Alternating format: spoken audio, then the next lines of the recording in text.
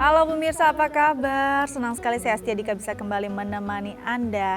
Untuk hari ini adalah hari weekend, pastinya sedang berkumpul nih bersama keluarga di rumah. Pas banget nih untuk nonton kumpul keluarga. Nah, hari ini kita akan bahas tentang suatu hal yang pastinya jadi fokus orang tua, yaitu menghadapi anak yang sulit fokus. Nah, sebenarnya kita bisa lihat anak ini fokusnya itu dari usia berapa sih? Dan apa ciri-cirinya anak yang fokus? Ini akan kita bahas bersama psikolog kita ada Anti Jovita. Langsung kita sapa. Yuk, halo Anti, apa kabar? Halo Dika, kabar baik. Dika gimana kabarnya? Aku baik, Anti. Anti, hari ini kita akan bahas tentang konsentrasi atau fokusnya anak gitu ya. Ada loh anak-anak yang memang gampang sekali berkonsentrasi. Ada juga yang memang sulit sekali. Tapi kalau bicara tentang fokus, nah sebenarnya bisa dari usia berapa sih anak terlihat ini fokusnya baik nih atau fokusnya sedikit terganggu atau anak ini memang mudah sekali terdistract? Ya, jadi kita sebelum membahas ini, kita membahas dari pengertiannya dulu nih. Ya. Apa yang dimaksud dengan konsentrasi? Konsentrasi adalah suatu kegiatan seseorang untuk memperhatikan sesuatu dalam kurun waktu tertentu. Oke. Gitu. Nah, jadi ada kata kuncinya di sini, memperhatikan sesuatu dalam kurun waktu tertentu. Nah, ini yang harus diluruskan terlebih dahulu. Oke. Karena terkadang salah kaprah, karena orang tua terkadang ingin anaknya itu misalnya 4 tahun tapi bisa harus fokus 1 jam. Nah, ini nggak mungkin. Nggak mungkin. Jadi untuk melihat durasinya, jadi sebetulnya kuncinya adalah sesuai dengan usia anak. Jadi usia anak sama dengan menit waktu dia konsentrasi. Jadi let's say atau bisa kita lihat kalau misalnya anak umur 4 tahun, jadi sebetulnya dia memperhatikan sesuatu dalam kurun waktu 4 menit itu udah bagus dan itu sudah bisa dikatakan dia bisa berkonsentrasi. Kalau 10 tahun ya berarti 10 menit. Nah, kalau untuk orang dewasa itu berarti 30 menit untuk semua usia. Untuk Nah, semua jadi, usia ya. Betul. Nah, apa yang terjadi kalau setelah menit tersebut, misalnya contohnya kita orang dewasa, setelah 30 menit berarti kita nggak bisa konsen lagi. Bisa, tapi harus ada hal lain yang misalnya kita lakukan. Misalnya kita memotivasi diri, atau kemudian kita beristirahat sejenak, atau kemudian kita melakukan sesuatu yang kita suka terlebih dahulu, baru kita bisa kembali lagi ke konsentrasi, memfokuskan perhatian kita pada kegiatan semula. Jadi seperti itu. Oke. Nah, jadi berkaca dari situ kalau pertanyaannya adalah usia berapa, ya sebetulnya dari semua usia bisa, tergantung ini perbedaannya ada di rentang durasinya aja. Jadi kalau setahun ya berarti 1 menit. Kategori fokus tuh seperti apa sih kalau kita bisa lihat secara gesturnya dari tampilan anak tuh kita bisa lihatnya gimana nanti? Ya, jadi sebetulnya kriterianya adalah dia itu memang memperhatikan. Nah, memperhatikan ini tadi bisa lewat panca indera dia, bisa dengan melihat, bisa dengan mendengar, bisa dengan misalnya kinestetik tertentu. Nah, ini kembali dengan cara bagaimana anak tersebut punya gaya belajar yang tentunya berbeda untuk setiap anak. Gitu, ada yang visual, ada yang auditori, ada yang lebih ke kinestetik atau tactile. Nah, jadi bisa jadi kalau misalnya anak itu tuh dia tidak melihat ke arah kita, tapi dia itu menyimak pembicaraan kita. Nah, pada saat kita tanyakan, kemudian dia bisa menjawab persis seperti yang kita sampaikan. Nah, itu berarti sebetulnya sudah konsentrasi. Jadi bagaimana dia itu mengerti atau memahami, itu aja sudah kita bisa kategorikan bahwa oh berarti dia memang sudah berkonsentrasi di situ. Nah, ada juga nih sering lihat anak-anak memperhatikan, tapi saat dia misalkan kita meminta sesuatu ternyata yang dibawa lain atau dia salah begitu ya, message-nya yang tersampaikan berbeda. Ini karena kurang fokus atau daya tangkapnya berbeda? Dan apa hubungannya antara si fokus tadi dengan daya tangkapnya? Jadi sebetulnya urutannya adalah kalau dia sudah bisa bicara, kemudian itu kan biasanya adalah yang namanya pemahaman ekspresif, yaitu pemahaman tentang dia bisa mengucapkan kembali, tapi sebelum sampai ke ekspresif kan ada yang namanya pemahaman internal atau ke dalam. Nah, jadi terkadang seperti ini, kalau kita tes misalnya, ambilkan bunda minum misalnya, dia bisa nggak ngambilin. Kalau dia bisa, nah berarti sebetulnya kemampuan dia dalam menangkap bahasa sudah baik tuh. Tapi terkadang belum sampai ke ekspresif atau menyampaikan, tapi dia udah paham. Nah, sejalan dengan waktu dia kemudian akan semakin mengolah itu dan akhirnya dia bisa mengungkapkan. Misalnya, mama ambil minum misalnya seperti itu. Nah, tapi kalau kita lihat di sini sebetulnya dalam bagaimana dia memaknai atau kemudian memasukkan bahasa itu dan dia mengerti pun udah termasuk ke arah yang konsentrasi. Nah kalau kita lihat sebetulnya tadi pertanyaannya apakah kalau misalnya ternyata dia tidak mendengarkan gitu ya, terus kemudian walaupun dia memperhatikan seakan-akan. Nah itu ada yang namanya kita kembali ke kenapa sih anak-anak sulit fokus tuh kan ada beberapa alasan atau faktor penyebab. Nah yang pertama adalah kalau misalnya materinya atau hal yang kita suruh dia perhatikan itu misalnya contohnya dia enggak berminat. Tidak menarik itu ya? Tidak menarik bagi dia, itu pasti akan membuat fokusnya terganggu. Yang kedua kalau anak ini bosan. Atau yang ketiga ada yang anak yang terlalu cerdas untuk seusianya. Jadi pada saat dia berada di kelas tertentu dia merasa dia sudah mengerti semua. Jadi dia merasa bahwa dia nggak ada tantangan lagi di situ. Nah itu juga bisa memperlambat atau bisa memundurkan rentang fokusnya. Kemudian tadi gaya belajar yang unik, misalnya contohnya tadi kan ada visual, auditori sama kinestetik. Secara data itu anak-anak yang belajar secara visual atau penglihatan itu 27%, kalau auditori 34%, kalau kinestetik 36%. Jadi paling banyak sebenarnya anak itu belajar secara kinestetik atau bergerak. Nah terkadang kalau di kelas anak-anak ini bergerak, itu maksud dia adalah dia sambil mendengarkan karena itu cara belajarnya. Tetapi kalau guru yang nggak ngerti langsung dicapkan, wah ini anak nakal, ini anak bermasalah di kelas, jalan-jalan mulu, nggak dengerin, padahal sebetulnya dia paham. Nah jadi kita harus tahu juga gaya belajarnya. Nah yang berikutnya nih adalah kalau misalnya memang dia ada gangguan. Nah tadi yang ditanyakan emang kalau misalnya terlalu sering dia lupa, terlalu sering dia kemudian disuruh sesuatu dan salah, ya nah berarti ada masuk ke kategori gangguan. Nah ini akan kita bahas mungkin setelah ini ya. Nanti ciri-cirinya kita bahas, yang sudah terganggu seperti apa. Nanti kita bahas dan ternyata fokus anak juga bisa karena kondisi ya bisa berubah. Nah nanti kita akan bahas dan kita juga akan ngobrol dengan narasumber kita hari ini. Tapi kita harus jeda terlebih dahulu. Pemirsa jangan kemana-mana, tetap bersama kami di Kumpul Keluarga.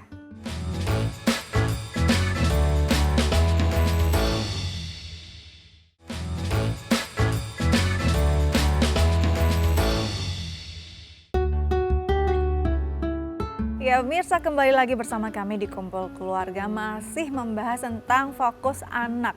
Ada anak yang memang sulit untuk fokus, tapi ada juga yang sebenarnya kita harus pahami juga bahwa tingkatan fokus dan konsentrasi anak itu tergantung usianya juga ya. Nah kita akan ngobrol dengan salah satu narasumber kita, seorang ibu. Apakah dia punya pengalaman tentang fokus pada anak-anaknya? Langsung kita sapa, ada Ibu Meli. Halo Ibu Meli. Halo Ibu Apa Meli. kabar? Cantik Kabar sekali baik. hari ini. Oke, terima kasih sama-sama. Kok nggak bilang saya cantik juga sih Bu Meli? Biar happy ya. Terima kasih. Ibu Meli, hari ini kita ngobrol tentang fokus pada anak. Nah, kalau bicara fokus pada anak, tadi Aunty Jo sendiri sudah bilang ya bahwa tingkatannya macam-macam. Seusianya tuh ada beda-bedanya nih tahapannya, tergantung usia mereka. Kalau boleh tahu, Ibu Meli anak-anaknya, putra atau putrinya usianya berapa sekarang? Putra yang pertama usia 3 tahun 6 bulan. Terus anak yang kedua itu putri, sekarang baru 3 bulan. Oke, jadi ada putra dan putri ya. Ini usianya cukup dekat benar. ya? Banget. Wah, luar biasa lagi. Jadi mami yang fight banget nih untuk anak-anaknya. Oke, kalau bicara tentang fokus, ini kita bicara mungkin usianya yang untuk kakaknya ya. Nah, kalau dilihat tadi sesuai apa yang sudah Aunty Jo sampaikan, ada nggak sih terlihat bahwa kayaknya anak saya ini udah cukup baik nih fokusnya? Ibu Meli mungkin bisa ceritakan? Oke, tadi sih dari penjelasan Aunty Jo sebenarnya anak saya sebenarnya sudah fokus. Tapi terkadang memang kalau dia lagi nonton misalkan di laptop, kita minta tolong nih, Mas tolong ambilin ini dong gitu kan. Nah tapi dia pergi tinggalin laptop, habis itu dia balik, dia nggak bawa yang kita minta tolong ambilin gitu loh. Jadi udah habis itu fokus lagi ke laptop dia. Terus ditanya, Mas yang tadi ibu minta tolong mana? Habis itu dia nggak jawab lagi. Ya udah dia stay aja gitu, nggak lagi ke belakang. Udah dia nonton lagi gitu. Baik, ini kayaknya juga sering juga dialami beberapa ibu nih, Aunty Jo ya. Kondisinya anak fokus, tapi ternyata ada pesan lain yang disampaikan saat anak tengah berkonsentrasi pada suatu hal. Akhirnya mungkin ada message yang tidak tersampaikan secara penuh atau gimana nih Aunty? Karena sebenarnya anak itu tetap pergi gitu kan? Iya betul. Tetap ada perintah tapi mungkin tidak lengkap perintahnya yang dia pahami. Gimana nih Aunty? Ya, jadi penjelasannya bisa dari dua hal. Yang pertama, apakah dia sudah lancar berbicara atau belum? Bagaimana pemahamannya terhadap kosakata yang kita sampaikan kepada dia? Terkadang ada anak yang dia bisa dengar tapi dia nggak ngerti, nggak paham ini maksudnya apa ya gitu, tapi tidak berani bertanya juga atau tidak bisa mengutarakan bahwa mah saya nggak paham, kan nggak bisa. Nah jadi dia dengan ketidakpahamannya akhirnya dia tidak mengambil barang, dia tetap kembali lagi padahal dia nggak paham. Nah jadi perlu dicek tingkat pemahamannya terlebih dahulu. Nah yang kedua, ada anak kalau yang memang ternyata dia sudah paham tapi kan umurnya masih 3 tahun ya. Nah jadi terkadang dia fokus pada si laptopnya, mungkin ada film atau cerita atau apapun di situ. Nah sehingga pada saat pesan yang kita sampaikan itu kita sampaikan kepada dia, missing sama dia karena dia itu fokusnya kan sama satu hal, dia nggak bisa multitasking kan anak-anak usia dini ini. Jadi dia lagi fokusnya ke cerita yang lagi dia lihat di YouTube mungkin atau di tayangan, sehingga perkataan mamanya itu kayak kepotong. Dia hanya ingat bahwa oke, aku disuruh ngambil sesuatu, tapi dia apa gitu. Akhirnya dia pergi karena dia merasa harus ngambil sesuatu, tapi begitu sampai tempat itu bingung ngambil apa, jadi dia balik lagi gitu. Jadi bisa jadi satu karena memang tingkat pemahaman yang belum, atau kalau tingkat pemahaman sudah berarti dia ada miss karena dia sedang memperhatikan objek lain gitu. Jadi makanya kalau mau pastikan bahwa dia itu tahu perkataan kita dan konsentrasi cuman pada satu hal, jadi kita bisa contohnya nih matiin dulu layar komputernya, atau kita panggil sekalian, kita sebut namanya, suruh dia hadap ke kita, kemudian kita ngomong ke dia atau bicarakan ke dia, sehingga kan fokus dia hanya kepada perkataan kita. Nah baru kita suruh dia melakukan hal tersebut. Nah itu baru kita benar-benar bisa cek tuh gitu. Kalau memang dia udah lihatnya cuman ke kita sebagai ibunya, terus kemudian dia tetap masih belum ngerti, nah berarti bisa cek apakah pemahamannya atau memang ada keterganggu di fokus konsentrasinya. Oke, jadi memang bisa ada dua kemungkinan tadi ya, memang karena memang kosakata belum lengkap, ada hal-hal yang mungkin dia kurang paham nih, dia taunya cuma sampai perintah disuruh mengambil sesuatu, ternyata barang yang disebutkan mungkin dia tidak paham yang mana gitu ya. Tapi uniknya memang balik lagi dan dia nonton lagi, serius lagi gitu ya. Mungkin tadi balik lagi bahwa apa yang menarik gitu ya, betul, karena memang apa yang ditonton menarik. Nah biasanya dalam kondisi seperti ini apakah Ibu Meli sendiri merepeat lagi, mengulang lagi apa yang Ibu sampaikan tadi, atau akhirnya berhenti sampai di sana? Bener, tadi sih yang Anti sebutin, jadi kan dia balik lagi, habis itu dia fokus ke laptop, habis itu saya pause tuh laptopnya, baru ajak ngobrol, Mas tolong ambilin ini gitu. Nanti dia pergi ke dapur, dia balik lagi dan dia bawa tuh apa yang tadi kita minta tolong. Oh benar. Gitu. Oke, nah kalau bicara tentang fokus anak ini kan karena usia kakak dan adik juga cukup dekat. Ada perubahan tidak sih saat ternyata ada adik baru nih? Ternyata biasanya kan kadang-kadang kakaknya suka cari perhatian, suka cari kesibukan lain agar dia lebih diperhatikan lagi karena mulai terbagi kan konsentrasi orang tua. Apakah Ibu Meli sendiri mengalami ini? Banget. Jadi kan pas adiknya lahir nih, awal-awal masih welcome, tapi kesini-sininya tuh makin kelihatan perubahannya, kayak kakaknya tuh lebih jealous dan lebih cari perhatian ke ayah ibunya pasti. Terus jadi bener-bener susah fokus, jadi bener-bener kayak yang ini loh aku, tolong lihat aku dong gitu. Dan sometimes sebagai orang tua tuh kayak feel guilty belum bisa membagi kasih sayang antara ke masnya sama adiknya. Jadi kayak masnya tuh lebih pengen cari perhatian banget, jadi kadang susah fokus juga sih. Gitu. Memang kondisi ini bisa membuat anak cukup berubah juga ya anti fokusnya ya? Iya, kalau misalnya contohnya biasa kan kehadiran adik baru, terus kemudian memang kurang dipersiapkan, nah, sehingga di dalam diri anak itu dia itu punya persepsi yang kita orang tua pun kan belum bisa memahami ya persepsi dia apa. Jadi bisa saja misalnya contohnya dia ada jealous atau iri sama adiknya, atau kemudian fokus perhatian dia terbagi karena dia melihat pada saat yang bersamaan kok banyak sekali yang dikerjakan oleh bundanya, sehingga dia juga bingung mau ngapain, mau bantu di mana. Nah tapi sebetulnya ini tidak ada kaitan sama gangguan pemusatan perhatian, tidak ada. Itu hanya simptom punya adik baru dan itu biasa sementara aja terjadi. Oke, Ibu Meli, di sini kan ada psikolog kita, ada Anti Jovita. Mungkin ada yang ingin ditanyakan terkait tema kita kali ini, atau mungkin ada hal-hal yang ingin ditanyakan terkait pola asuh, silakan. Oke, mungkin gini sih Anti, kan karena saya anak 2, terus dua-duanya masih kecil, sampai untuk menahan emosi sama emasnya terutama itu belum bisa. Jadi kadang kita marah-marah gitu sama emasnya, dan abis marah pasti feel guilty, kayak yang kenapa sih harus marah ke anak, kenapa sih saya nggak bisa kontrol emosi. Itu ada tipsnya nggak sih Anti gitu loh? Gimana nih Onti?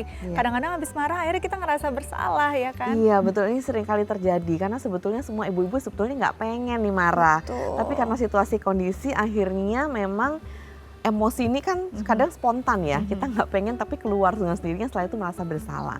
Nah, satu hal yang harus diperhatikan adalah kita harus menyadari bahwa sebetulnya kita harus menerima perasaan tersebut. Jadi jangan terlalu panjang menyalahkan diri kita.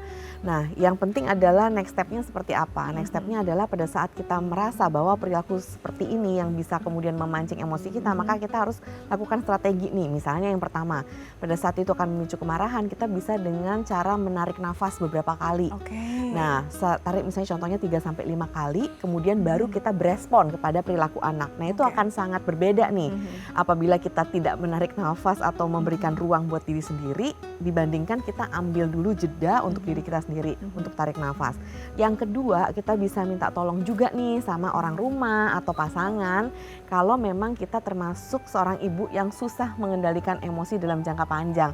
Jadi kita bisa bilang kalau misalnya emosi kita sudah tersulut, tolong ya gantikan saya, misalnya kayak gitu. Bisa nih kita bilang sama asisten rumah tangga atau sama suami atau siapapun itu, misalnya kakaknya atau orang tua di rumah, kasih tahu seperti itu. Saya cuma butuh misalnya 10 menit, gantikan saya, kemudian nanti saya akan balik lagi ke sini. Itu bisa juga. Jadi apapun itu silakan disesuaikan dengan cara yang paling tepat sesuai dengan keadaan diri, bisa seperti itu. Atau bisa juga cara yang ketiga, kita katakan kepada anak kita bahwa asertif, misalnya contoh gini, mama marah atau mama kecewa pada saat kamu mama suruh seperti ini tapi tadi bilang iya dan akhirnya tidak melakukan. Kasih tahu aja, itu biasa berlaku untuk anak yang memang sudah benar-benar paham vocabulary atau kemudian bisa memahami kata dengan lebih kompleks ya. Biasa contohnya di atas 4 tahun. Nah, itu kita bisa kasih tahu atau informasikan perasaan kita, apa yang kita rasakan, kenapa, dan kita mengharapkan apa dari dia. Misalnya tolong bantu ibu ya, untuk supaya ibu nggak marah-marah sama kamu. Jadi ayo kita beresin sama-sama mainannya, seperti itu. Itu boleh. Wah, kira-kira seperti itu nih Ibu Meli. Semoga bisa menjawab dan bisa diaplikasikan di rumah bersama si kecil ya. Terima kasih banyak loh Terima Ibu Meli. kasih, Salam Ibu buat Meli. putra-putrinya. Sampai jumpa. Baik, seru banget ya kalau kita bicara tentang anak, ibu tuh emang gak ada habisnya. Nanti kita lanjut lagi, tadi nanti juga sempat menyebutkan bagaimana ya kalau anak sulit fokus, apa yang harus kita lakukan. Kita bahas setelah jeda, tetap bersama kami di Kumpul Keluarga.